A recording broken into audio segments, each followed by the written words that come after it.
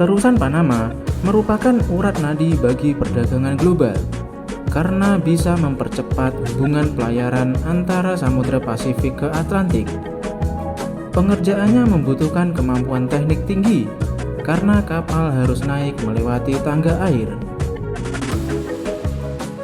Terusan sepanjang 82 km itu memotong perjalanan dari Samudra Pasifik dan Atlantik tanpa harus melewati laut di ujung selatan benua Amerika.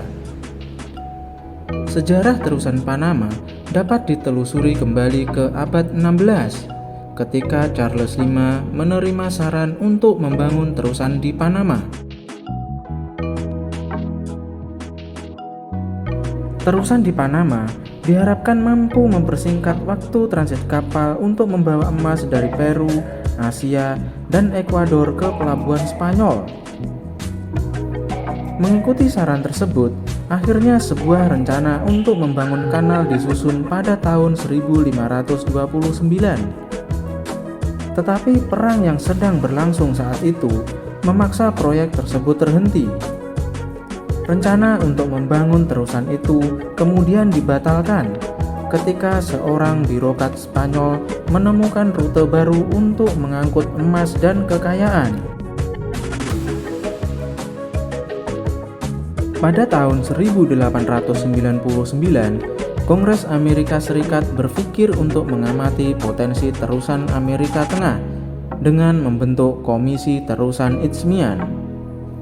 Kolektif memprakarsai perjanjian antara Amerika Serikat dan Panama yang disebut Perjanjian Haibunau-Varilla, yang memungkinkan Amerika Serikat untuk menyewa bagian 10 mil dari wilayah Panama untuk membangun terusan. Pembangunan terusan Panama dimulai oleh Amerika Serikat sebagai upaya kedua setelah kegagalan Perancis membangun terusan mereka sendiri di Tanah Genting Panama. Konstruksi untuk membangun kanal diputuskan pada tahun 1906 yang membutuhkan pergerakan lebih dari 1 juta meter kubik tanah. Pekerjaan ini melibatkan lebih dari 25.000 pekerja setiap hari untuk menyelesaikan pembangunan fasilitas konstruksi. Karena bentangan terusan Panama yang luas, dibutuhkan pekerja sekitar 8 tahun penuh untuk menyelesaikan konstruksi. Proyek ini memindahkan total 240 juta meter kubik bumi, sehingga biaya terusan Panama mencapai total $336.650.000 Amerika Serikat.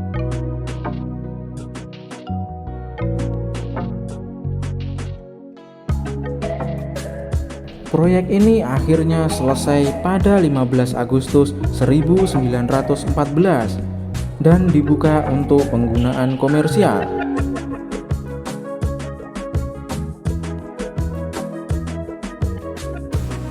Setiap kapal yang melalui terusan Panama bisa memangkas waktu perjalanan secara signifikan.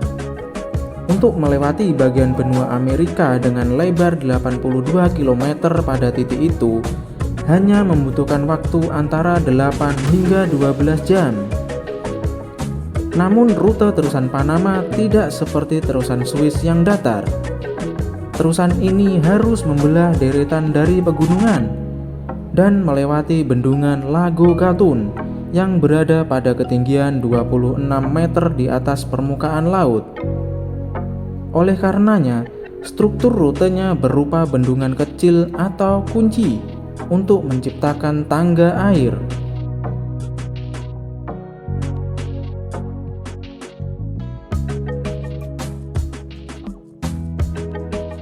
Saat ini, terusan Panama digunakan untuk transportasi kargo, terutama untuk industri impor dan ekspor, dengan memungkinkan rute yang lebih mudah dan perjalanan yang lebih cepat.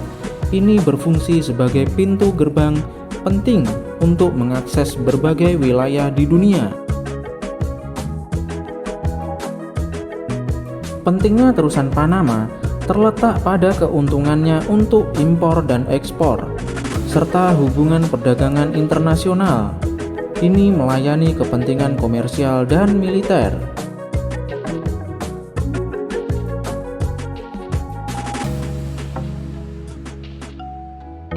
Terusan Panama memungkinkan metode yang lebih murah dan lebih mudah untuk mengangkut kargo dan barang komersial antara Samudra Pasifik dan Atlantik.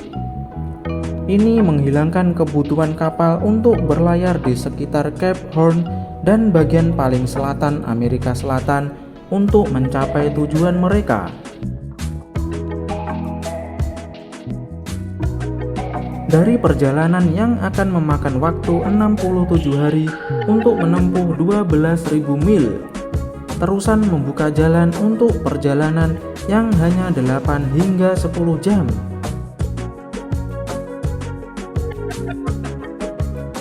Terusan Panama memiliki kepentingan militer di tahun 1900-an, ketika Amerika Serikat menyediakan dana dan blokade laut yang digunakan Panama untuk revolusinya.